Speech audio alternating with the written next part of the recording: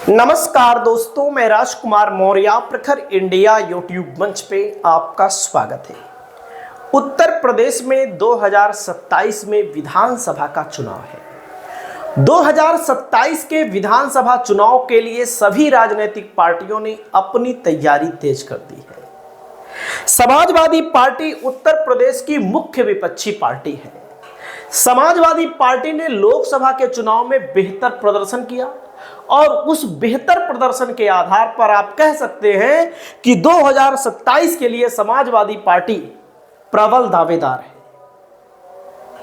चुनाव होगा, रिजल्ट आएगा, वो अलग बातें हैं, अभी समय है, लेकिन समाजवादी पार्टी की तरफ से इस समय कोशिशें की जा रही हैं। समाजवादी पार्टी इस समय पीडीए की रणनीति को मजबूत कर रही है। तमाम भारतीय जनता पार्टी के नेताओं को अपनी पार्टी में शामिल कर रही है। तमाम बहुजन समाज पार्टी के नेताओं को अपनी पार्टी में शामिल कर रही है।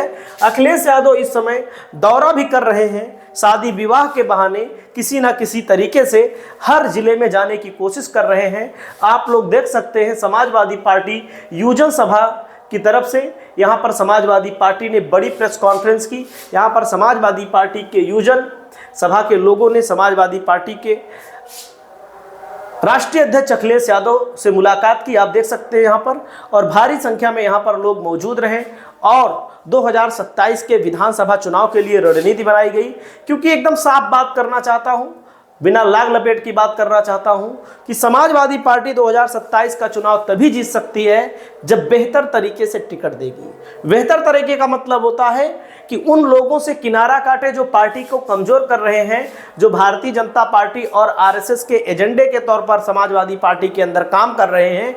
इन लोगों को किनारा करना चाहिए, इन लोगों को किनारे कर देना चाहिए। जो लोग दो बार तीन बार चुनाव हार जा रहे हैं, उनको टिकट ही नहीं देना चाहिए। और खास करके सभी वर्गों के लोगों को समान टिकट अगर आप देते हैं तो समाजवादी पार्टी जीत जाएगी। और भ्रष्टाचार, महंगाई, बेरोजगारी जैसे शिक्षा जैसे मुद्दे महंगे हो रहे हैं, तो आपको इस वीडियो के माध्यम से दिखाना चाहता हूं कि इन मुद्दों को लेकर अखिलेश यादव क्या कह रहे हैं। जिस प्रकार से आप देख सकते हैं, उत्पीड़न, अन्याय सबके साथ हो रहा है, पहले भी होता था, अब और हो रहा है।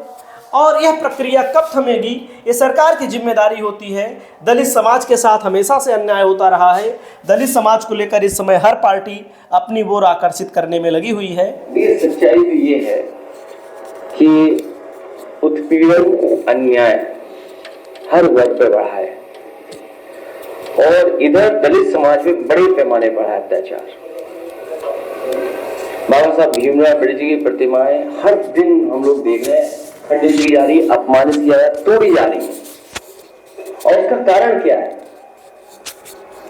ये जो प्रबंधवादी लोग हैं वो स्वीकार नहीं कर पा रहे हैं। देख सकते हैं दोस्तों, बाबा साहब भीमराव अंबेडकर की प्रतिमाओं को तोड़ा जा रहा है। अखिलेश यादव जी आरोप भी लगा रहे हैं और तमाम ऐसी घटनाएं देखने को आपको मिलती है, उसमें कोई नई बात नहीं है। तो आंकड़े कैसे दिखाएं, कैसे बताएं? कम से कम इतना तो हम लोग जानते होंगे, इतना तो मैथमेटिक्स पढ़े हम लोग, इतनी तो टेक्नोलॉजी को समझते हैं।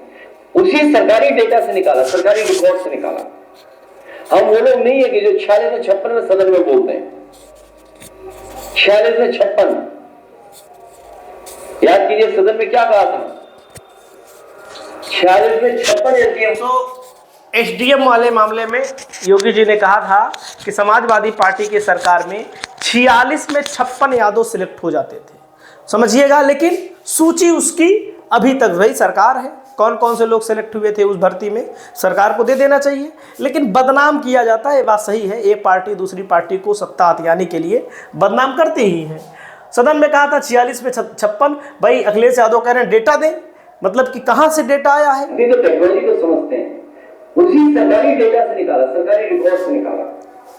हम वो लोग नहीं है कि जो 46 में 56 में सदन में बोलते हैं। देख सकते हैं भाई, 46 में 56 अगर योगी महाराज कह रहे हैं तो योगी को बताना चाहिए, लिस्ट सौंपनी चाहिए। फिर अखिलेश यादव ने क्या कहा यूजन सभा से, दूसरों तक भी पहुंचाएंगे। मुझे उम्मीद है कि माता पिताओं के साथ बैठ करके बातों को समझाएंगे भी और दूसरों तक भी पहुंचाएंगे।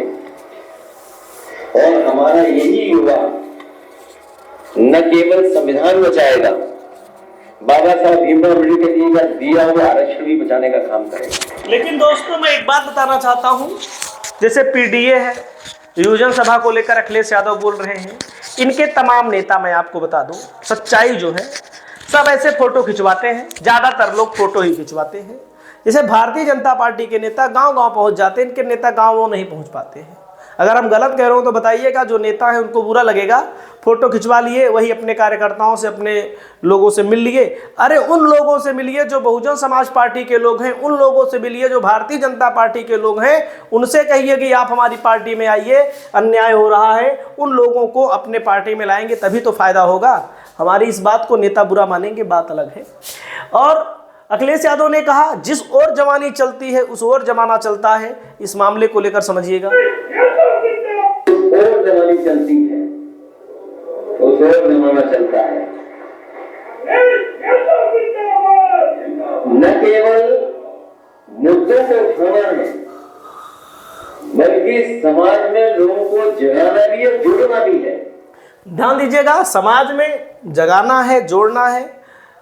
तो अखिलेश यादव लगातार अपने प्रेस कॉन्फ्रेंस के माध्यम से भारतीय जनता पार्टी को घेर रहे हैं। अखिलेश यादव को लेकर के 2027 के चुनाव को लेकर आपकी क्या राय है, कमेंट करके जरूर बताएं। नमस्कार।